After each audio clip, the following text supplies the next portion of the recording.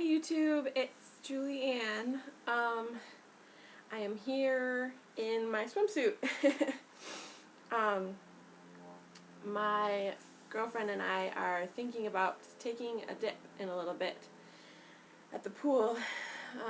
If it warms up enough. Right now it's only, it's sunny out and stuff, but it's only like 72 degrees out. It was so warm over the past weekend, but who knows, maybe in an hour it'll be warmer.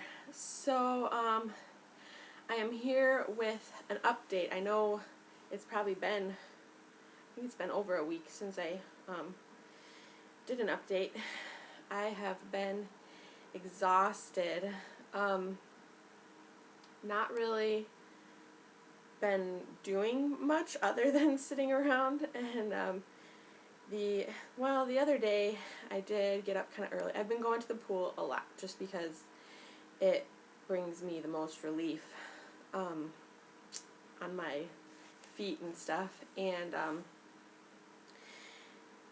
sometimes I'll get up, well, actually only once so far. I was going to try and do it today too, but I went for a walk around our apartment complex, but it was funny because I wanted to wear like tennis shoes to because the more compression I have like around my feet, the easier it is for me to walk without being in too much pain. But I went to put my tennis shoes on, and I loosened the laces as much as they could be loosened, and they still wouldn't fit. So I wore an old pair of my husband's tennis shoes. But it's so dumb because my left foot is always more swollen than my right foot. So the right shoe was really loose and the left one was really tight, and I don't know. The joys of pregnancy. So we had an appointment because this week my actual doctor is on vacation, so we saw a different doctor on Monday, and she did a cervix check, and I'm still the same as I was last week, which is 2 centimeters dilated and about the same percentage effaced. I don't remember exactly what she said, but I'm more than halfway thinned out. And then she measured me, and they did the first blood pressure check they did on me. It was a little high, so they decided to have me wait around and kind of lay back and cool down and take it again. And the second time they took it, it was okay. It was probably just because, it was really warm outside, and I had kind of been walking around and stuff, so, or maybe I was nervous or something. I don't know. So my blood pressure's okay now. Sorry guys, don't mind me. This baby brain thing is just getting worse and worse. I'll call all my family to do updates, and I almost need to have a checklist to remember who I've called and what I've told them and what I haven't told them and who I haven't called yet, because I called my mom the other day and I was like, I'm just calling to give you an update, and she's like, I talked to you at my lunch, and I was like, what? I don't even remember. But that other doctor ordered another ultrasound to monitor her growth, because I guess on the outside, because the doctors always get scared or something. They'll measure me and they look at me and they're like, when was your last ultrasound? You're really big. and I don't know, is it just because I gained so much weight or something, or just the way she's situated in there or something? Because we did the ultrasound, and yes, Brooklyn she's in the 78th percentile for growth and development. So she is about 18% above, or no, sorry, that's 28%. Boy, can I not do that. She's 28% above what your average baby is. But they don't become concerned or, do an early induction or something like that until babies get to about 90%. So her head continues to be in like the 95th percentile and stuff, so that could pose, you know, issues if I cannot get her head out. But we'll give it a go, you know. This ultrasound though was very, very, very sweet to me.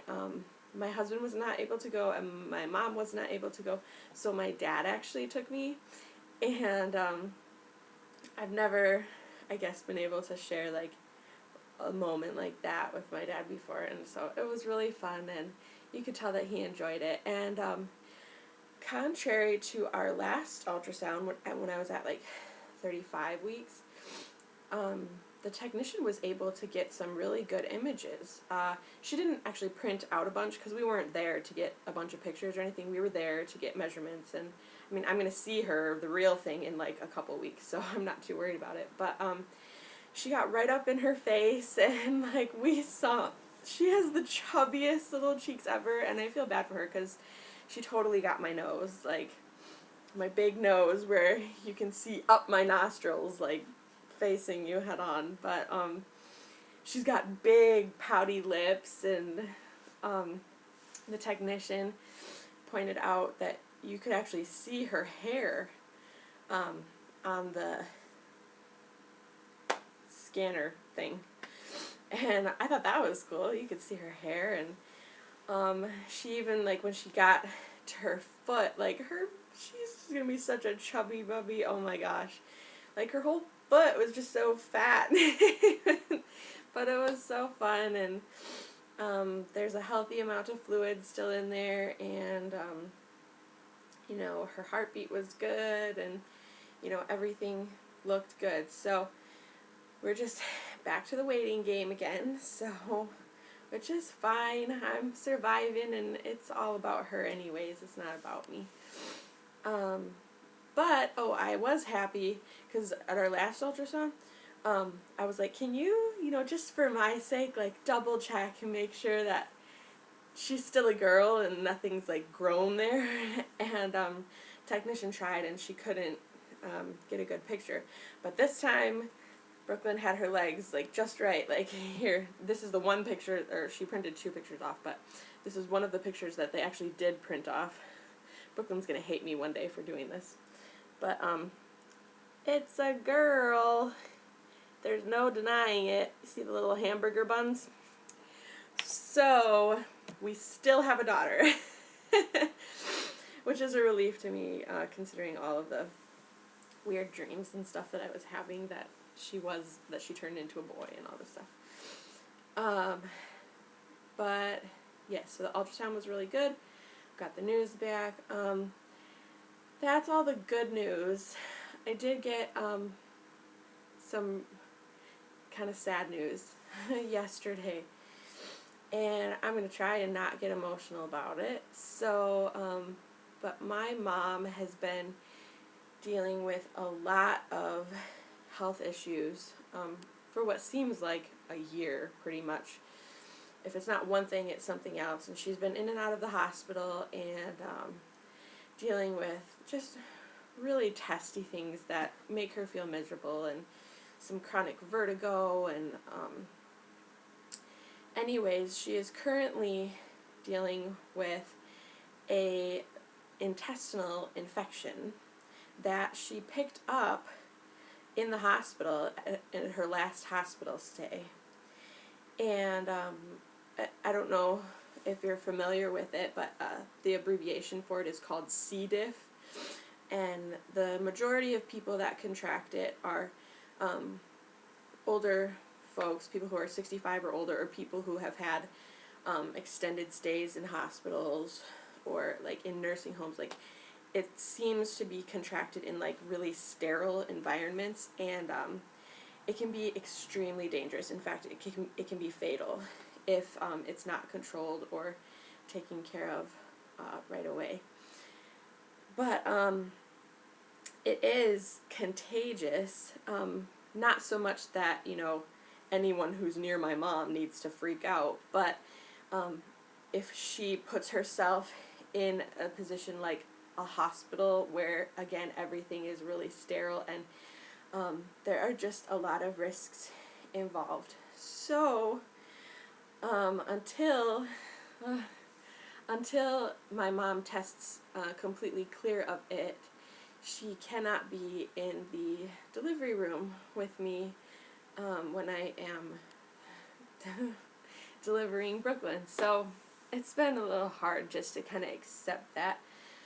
Um, because, of course, I always imagined that when I would give birth for the first time, that it would be my husband and my mother, right by my side. So, um, and I'm not worried about me even at this point, just because we still have this amazing support team. I have two mother-in-laws that are going to be present, and my best friend in the world, who has seen me at my absolute worst, and Jason, my husband. So it's not like there's not going to be people there for me, but, of course, like, my mother is my mother. You only have one of those, and so it's just going to be hard, because I know how hard she's taking it, and she is still in an incredible amount of pain dealing with this, and so she's extremely disappointed, and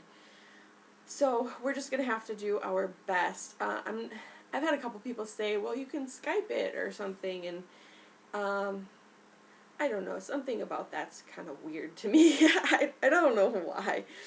But we'll definitely videotape as much as we can and take pictures and stuff. And it's just going to be another waiting game, because even afterwards, really, Brooklyn shouldn't be around my mom until she tests completely clear of this, just to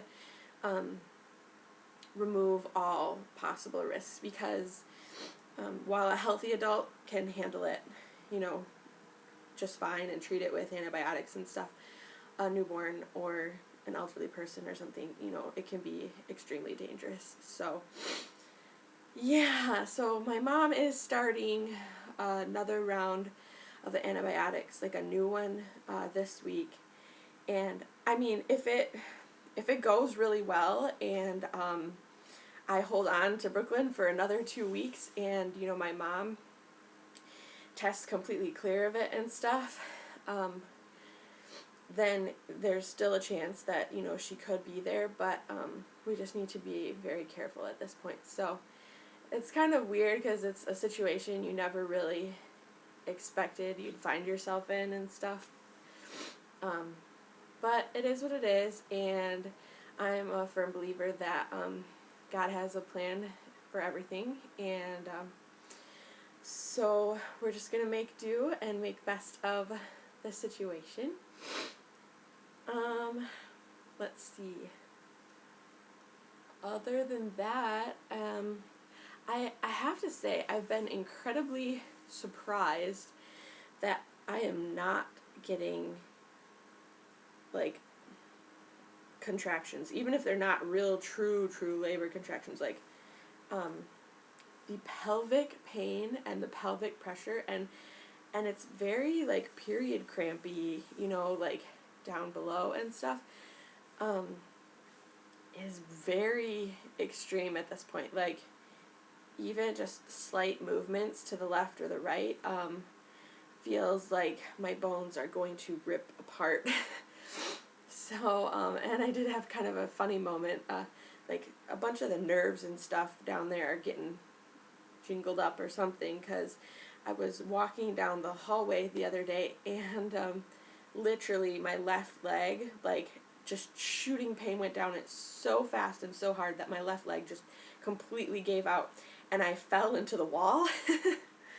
And it was just for a split second, so, it's not like I was on the floor or anything like that, but it was really, I was like, whoa, what was that? So, and then, more gross stuff. Like, I was pretty sure that I had been losing pieces of my mucus plug, like, over time, but I'm pretty darn sure that the other day I lost, like, the majority of it, because it was just gross and nasty, and came out in like one big clump. So, but that's good. Otherwise, I can't think of much else. I am hoping, like, I think it would be really nice if I was able to make Jason a father before Father's Day, which is this Sunday. So, we were talking about how if she came on a Friday, it would be completely ideal because he gets a week off of work, and he works Monday through Friday. So, it would mean that he would have Friday through Friday off, and then he would get like 2 weekends. So, if she comes tomorrow, that would be excellent because then he would have like the optimal amount of time at home with us and stuff. So, we shall see.